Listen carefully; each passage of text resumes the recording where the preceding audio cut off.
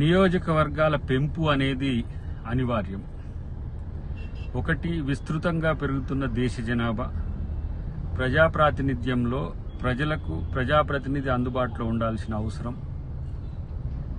ఒకవైపు దేశ జనాభా పెరుగుదలైతే ఇంకొక వైపు ప్రజా సమస్యలు పేరుకుపోతున్న క్రమంలో ప్రజాప్రాతినిధ్యాన్ని పెంచడానికి డెఫినెట్గా ఈరోజు శాసనసభ, పార్లమెంటు సభ్యుల సంఖ్య పెంచాల్సిన అవసరం ఉంది.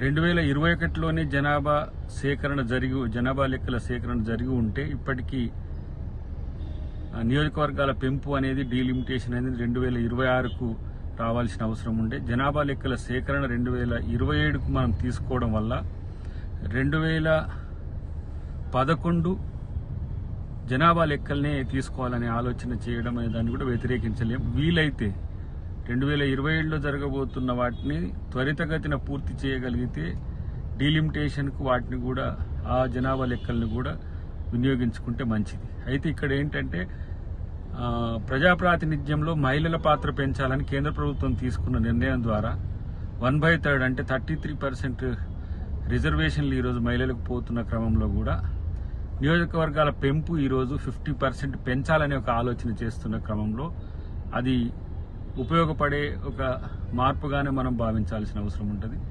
మరొక వైపు జమిలీ ఎన్నికలు లేకపోతే 1 నేషన్ 1 ఎలక్షన్ అని బీజేపీ అనుకుంటున్న తీరు కూడా దీనికి ఊతమిచ్చే విధంగా ఉన్నప్పుడు కూడా దీని నియోజకవర్గాల పునర్విభజనను అందరం ఆహ్వానించాల్సిందే.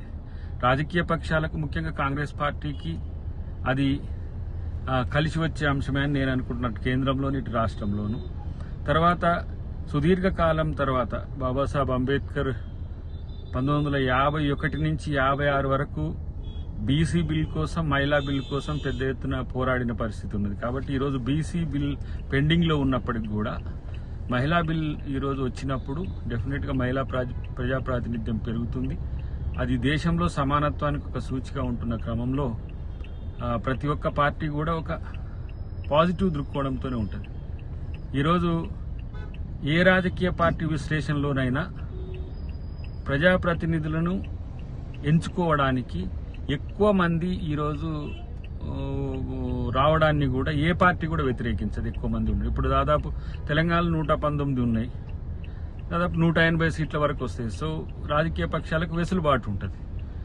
అట్లనే ఆంధ్రప్రదేశ్ కానీ లేకపోతే దేశంలో కానీ ప్రాతినిధ్యం పెరగడం అనే దాన్ని మనం అందరం కూడా ఆహ్వానించాల్సిన అవసరం ఉంది. ప్రత్యేకించి ఈ మార్పు కాంగ్రెస్ పార్టీకి అనుకూలంగా కలిసి వస్తుందని అనుకుంటున్నాం.